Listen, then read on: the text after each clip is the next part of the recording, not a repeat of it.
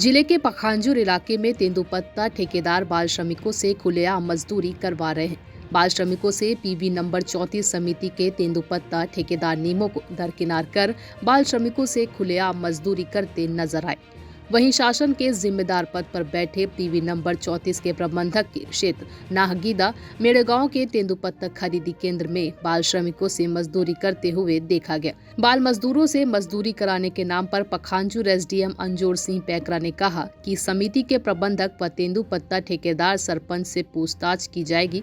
बाल श्रमिकों से मजदूरी कराए जाने पर श्रम पदाधिकारी को बुलाकर उचित कार्यवाही की जाएगी। पखांजूर से बिप्लब कुंडू की रिपोर्ट। पीबी 34 पखांजूर क्षेत्र के गांव है, जिसको महागिद्ध क्षेत्र के नाम से भी जाना जाता है। उस गांव की वीडियो क्लिप मुझे कुछ व्यक्तियों द्वारा दिखाई गई है।